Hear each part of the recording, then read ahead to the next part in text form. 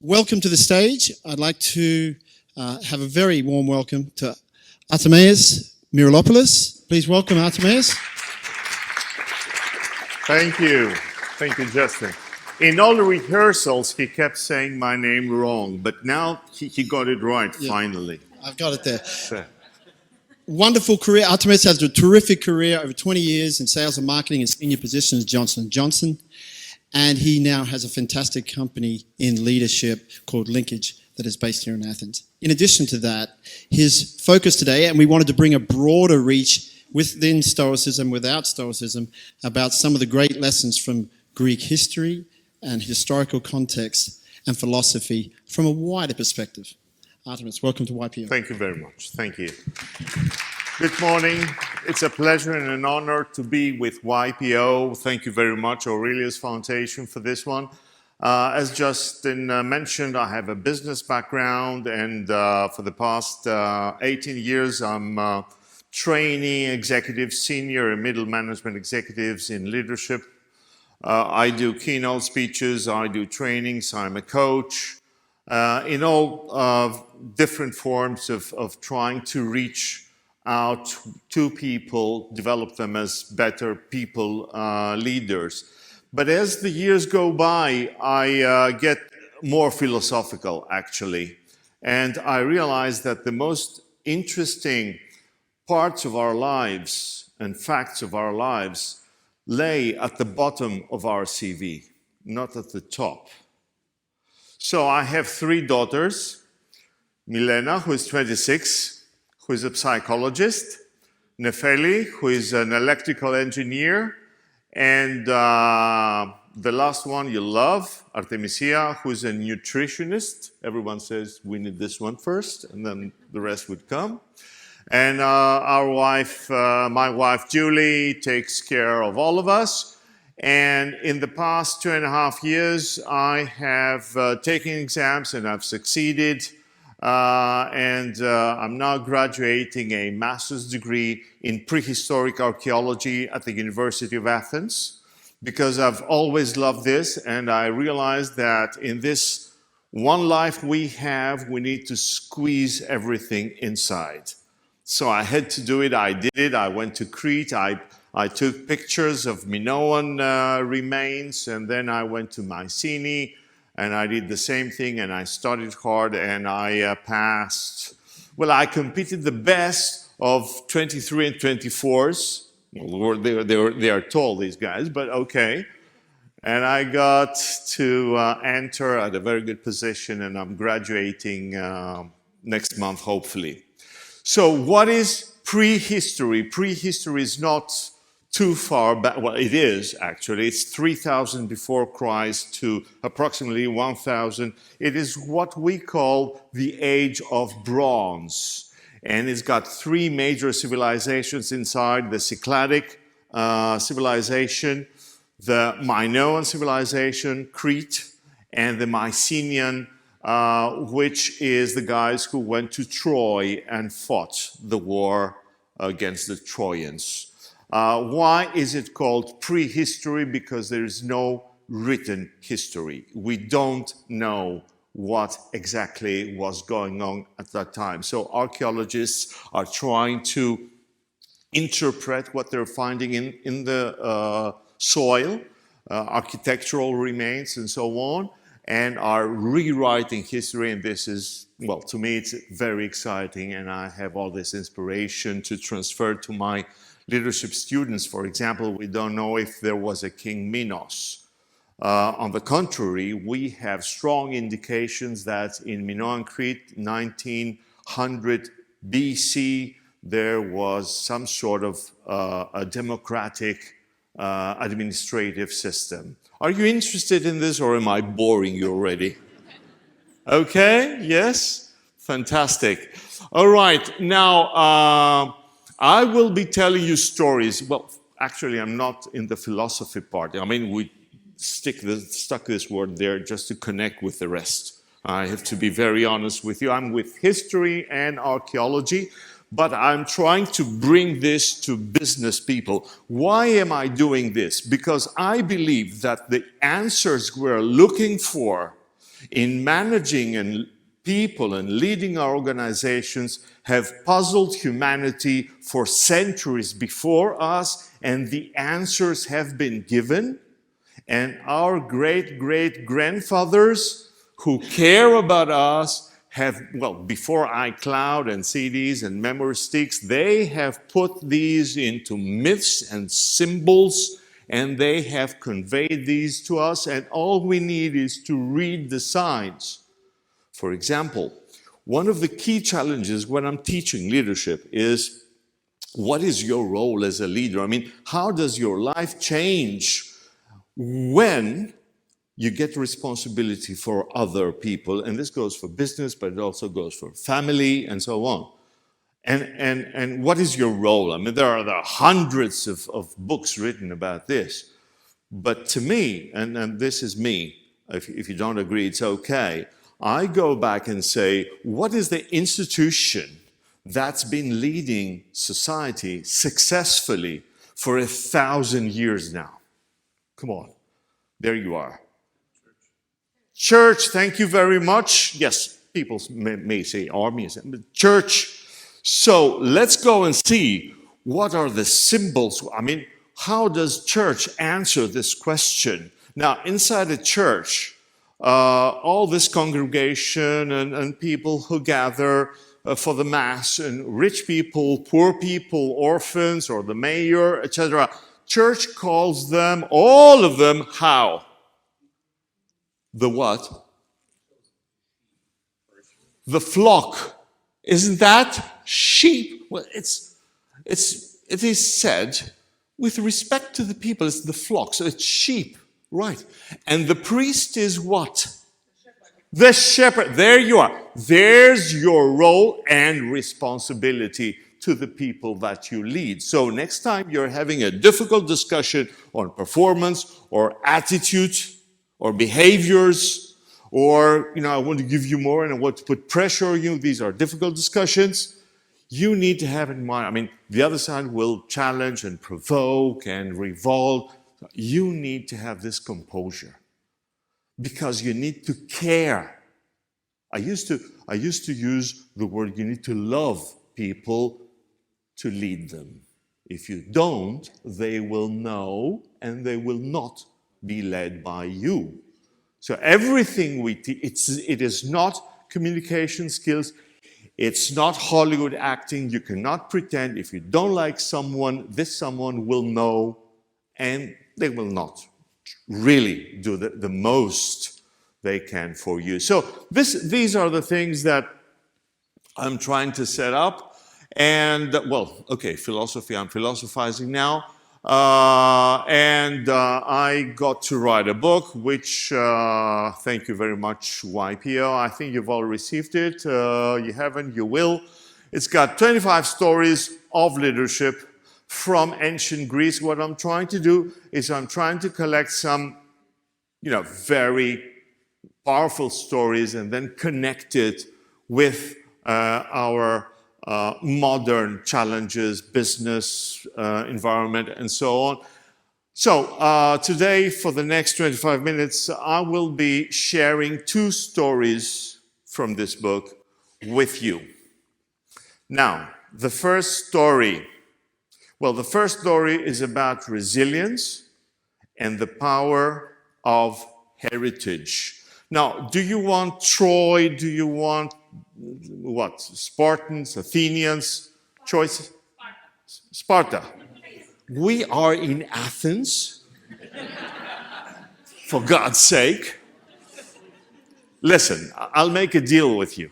The first will be Athenians, because this is what I've got now. I won't be changing the presentation.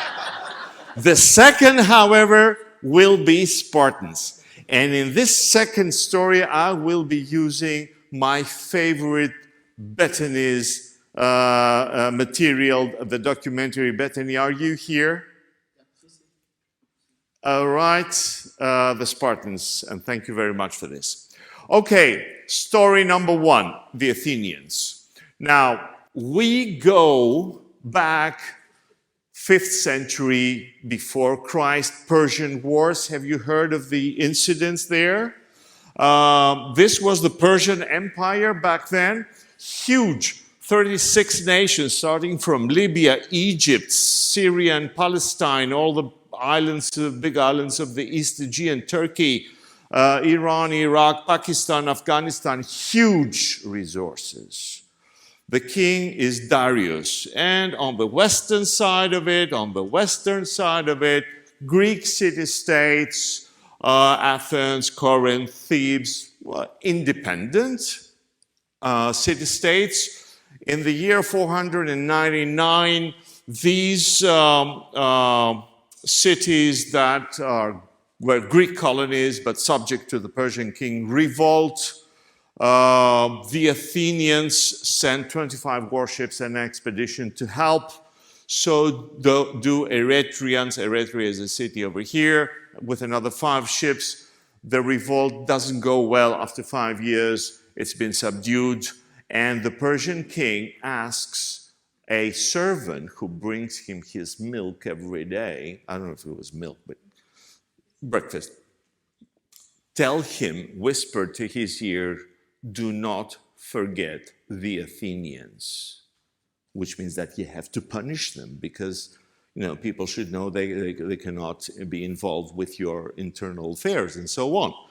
And this is the case. So in September 490 BC, 36,000 Persian troops start off from the coast of Asia Minor to invade mainland Greece. Now, this is an Athenian, a Greek hoplite. Hoplites were civilians like us, but in times of danger, they used to grab their own weapon, helmet, cuirass, greaves made of bronze, all of them, round, 1 meter diameter, wooden shield with a layer of bronze on top of it, sword short, and a long spear, 2.4 meters. That was their equipment. Total weight, and I will tell you why I'm going into this detail, more than 30 kilos, 32 kilos approximately, so heavy infantry.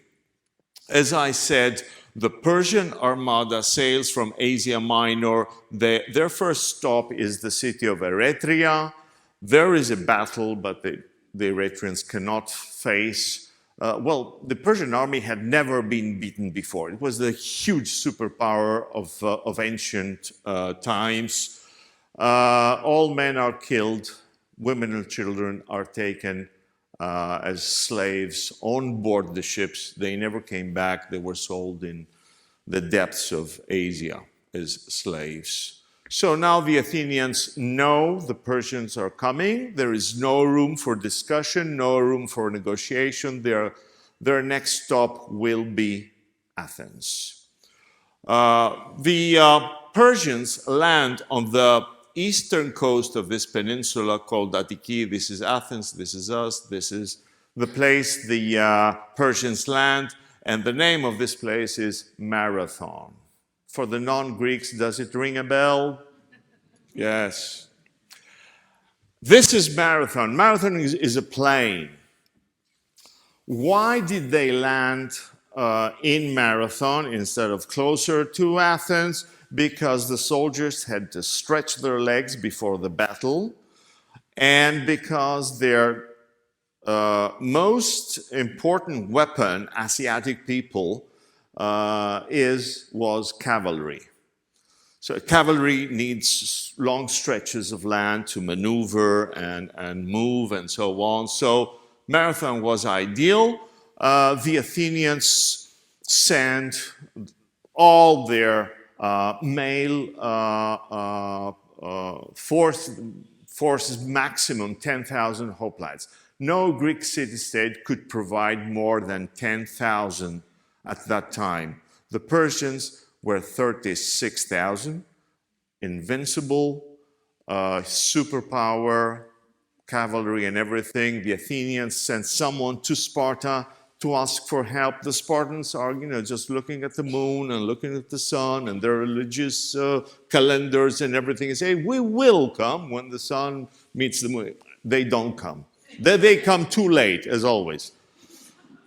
So the Athenians stand there. They have shut the way to Athens. The two armies are facing each other for 10 days, contemplating what is the right moment to attack or not attack, etc.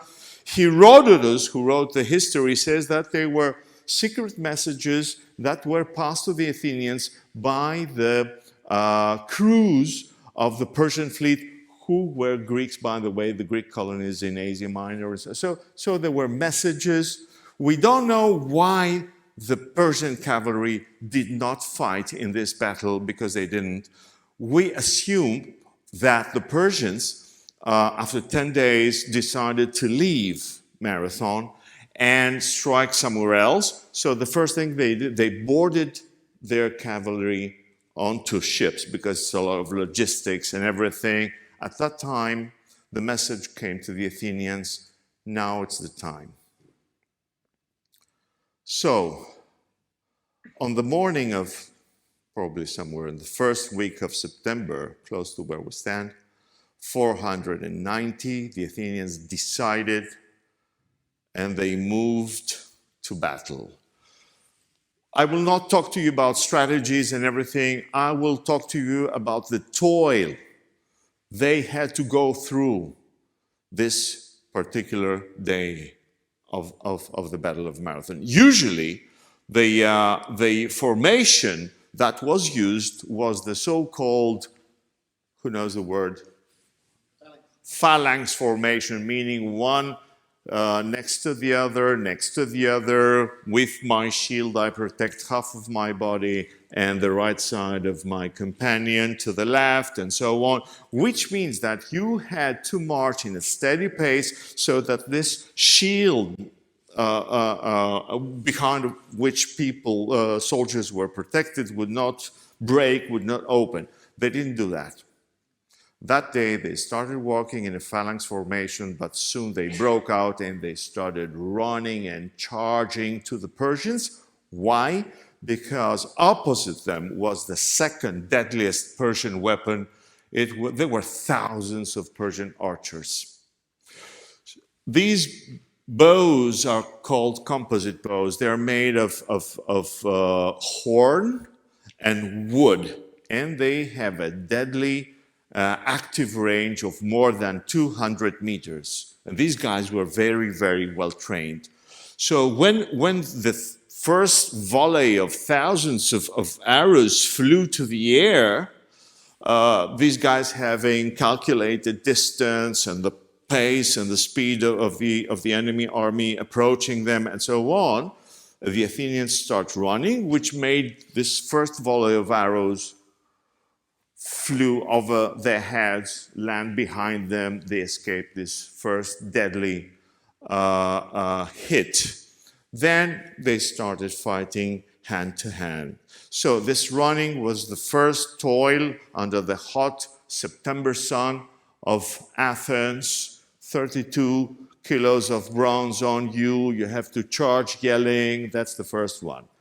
The battle started, Herodotus says, it lasted 7 hours. 7 hours. The Athenians won.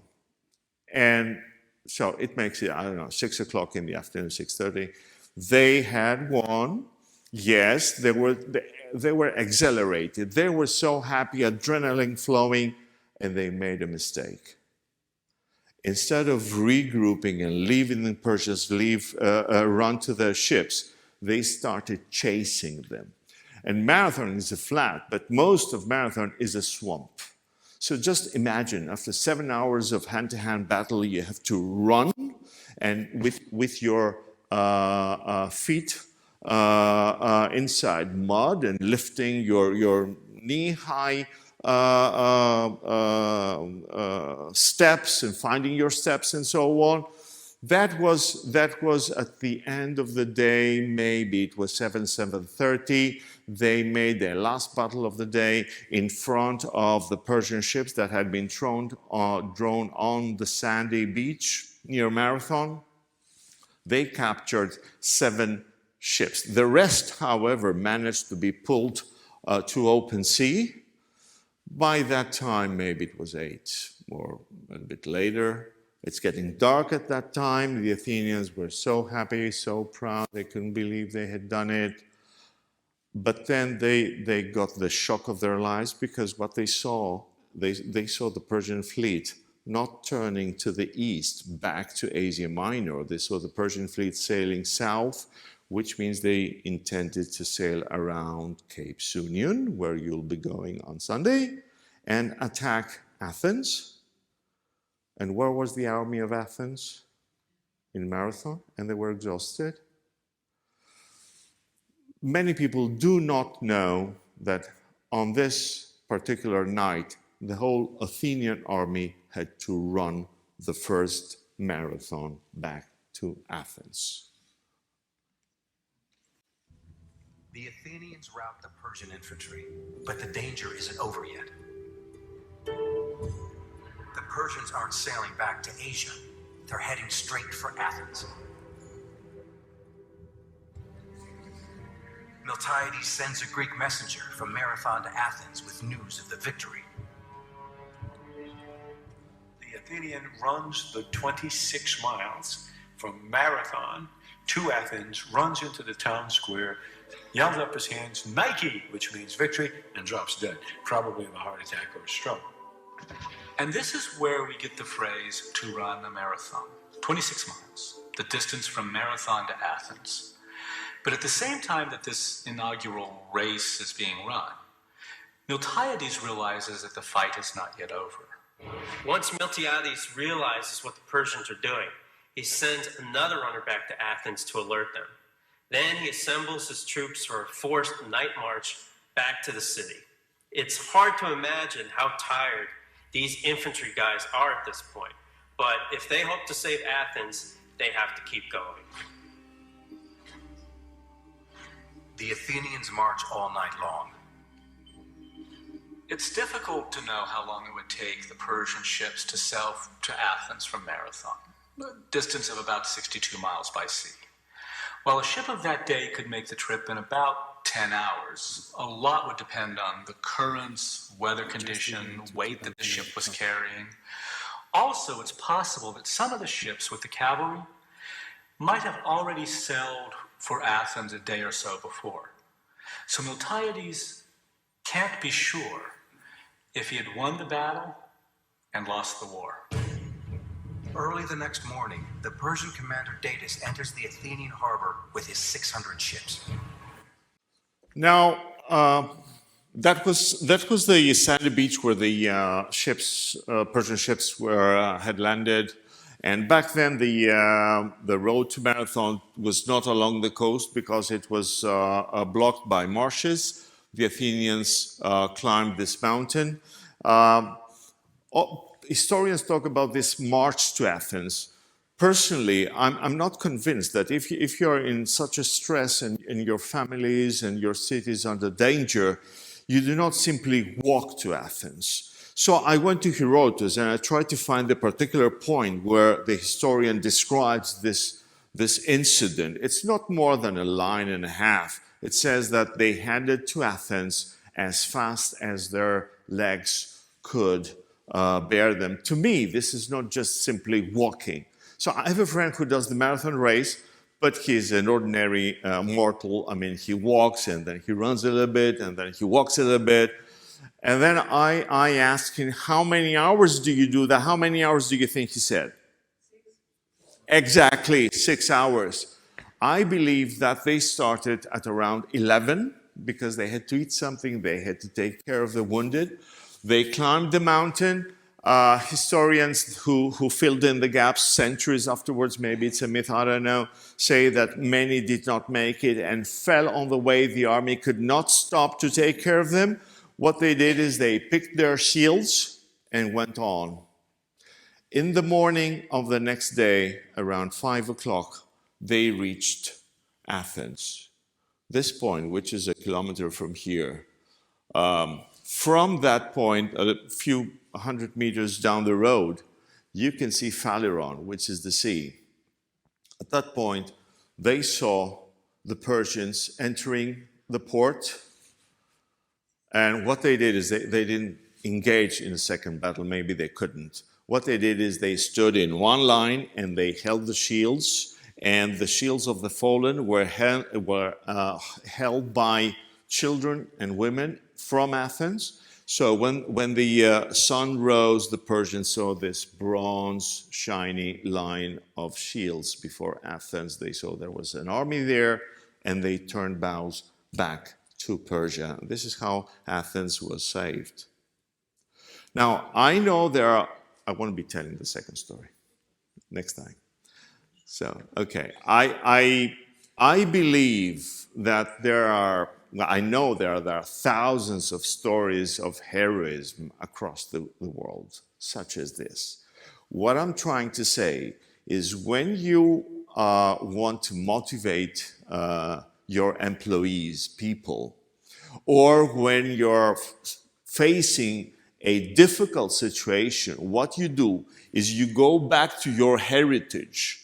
You go back to the challenging moments when you really battle to survive, and you capitalize on them. Why? Because the Athenians capitalized heavily on their victory in Marathon, and 25 centuries after that, we still celebrate this occasion. It's as a moment of pride, as a moment of positive energy. We have the marathon race, and this is where it came from. And the second point that I want to make in this story, and I'm closing, is resilience. Here in Greece, we're now facing what the whole world is facing, especially Europe, which is energy, which is uncertainty, which is a war too close to us. But before that, we also faced what the world was facing, COVID, 2.5 years. And before that, 10 years of the Greek crisis. Do you remember this? And this, I see society, I talk to people are smiling, they are full with energy, full with spirit, and full with positive vibes for the future. So it's okay when you go through hardships. It'll make you stronger. Thank you very much.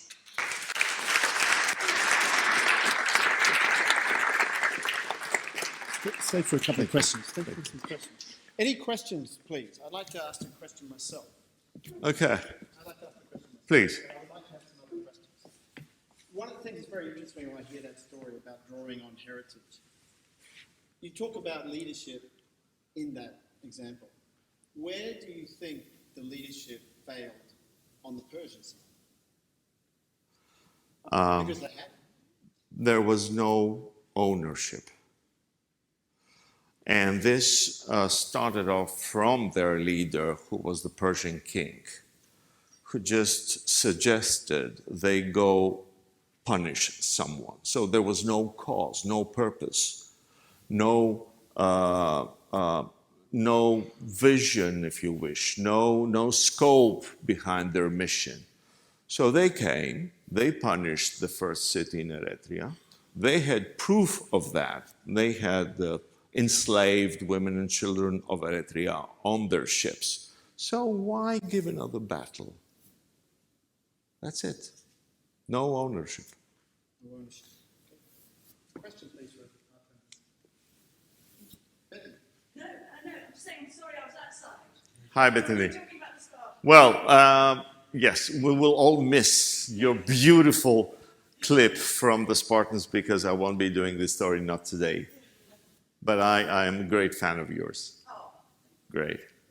Yes, please, Angie. Hi. Thank you so much. When you say look to your past to fuel your future, do you mean your own nation's past, or could it be another nation looking back to Marathon? Your own. Well, okay, so second follow-up question. Yes. How are you